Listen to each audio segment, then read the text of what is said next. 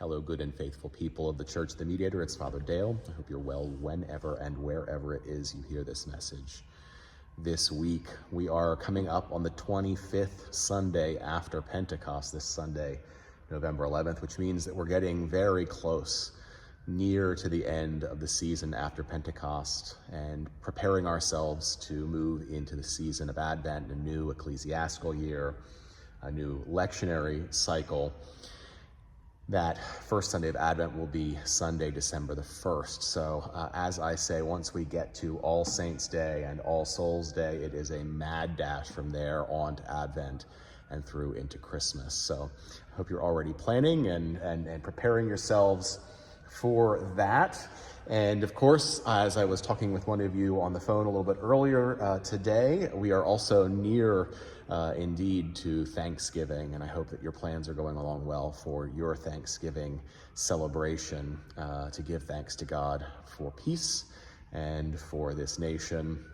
I will be hosting at the house, and my mom will be making a few things. I'll be making a few things. My sister Amber will be making a few things. We've already been texting back and forth, preparing for our Thanksgiving plans.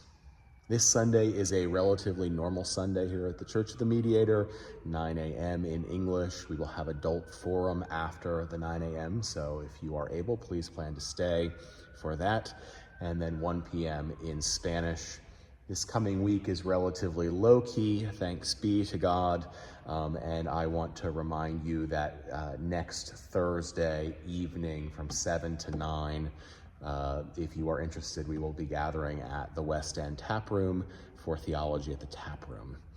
And other than that, I want to make sure that you remember that on the Monday before Thanksgiving at 6 p.m., there will be an interfaith Thanksgiving service for all of the churches, synagogues, mosques, other religious communities, faith communities of the Allentown area. So please, if you are able, I would love to have a great showing from the Church of the Mediator Monday, November 25th at 6 p.m., my friends. So you know, it is, as you will see my pastoral note down below in happenings, it is a few days after our general election, and I wrote to you about that because it's too intense a thought thing to be able to put together in just speaking to you aloud like this. So I figured I'd write about it, which I did, and that's below. Please go and read that. But I was thinking about, on my bookshelf in my office, I have a very old book. It's actually inscribed in the front with July 14th, 1933. This belonged to my great-grandmother. She was the one who passed it on to me, and to her mother before her, my great-great-grandmother. It actually has a little, what was an envelope, which has a locket of, I believe it to be my great-grandmother's hair. It was possibly my great-great-grandmother's hair in it. And anyways, this is a book called An American Bible. There you can see it. It's actually a lovely binding, although it's falling apart. It's compiled by a man by the last name of Hubbard. And in this, it has clips and snippets of writings from a number of notable American thinkers.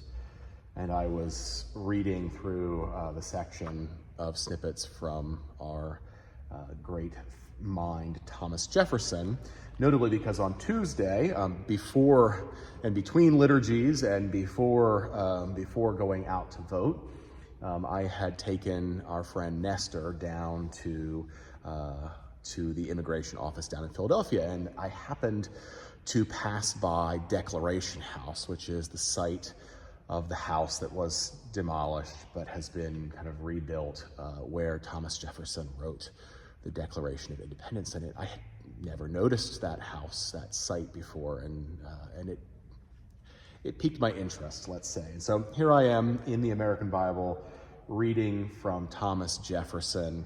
Listen to this little bit that he says. I know indeed that some honest men fear that a Republican government cannot be strong. That's a government, a democratic republic, as we have in the constitutional democracy that is the United States, even this many years later. I know that some honest men fear that a Republican government cannot be strong, not to be confused, of course, with Republican as in the grand old party, that this government is not strong enough.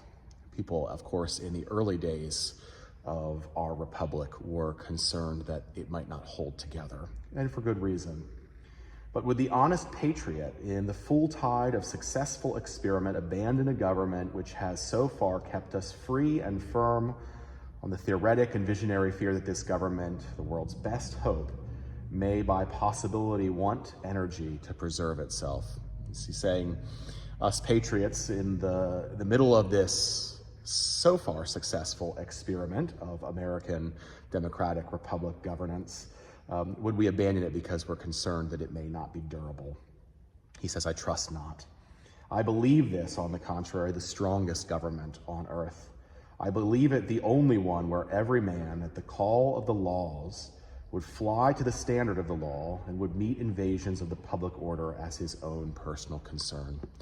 Jefferson, of course, was one who believed very much in the empowerment of the individual citizen, in his time, male citizen, male landowning citizen, but the individual citizen as the power base of maintaining a democratic republic. And I was grateful again to touch on his assurance that he believed our republican government, our way of doing governance as United States Americans, to be the world's best hope and also the strongest government on earth.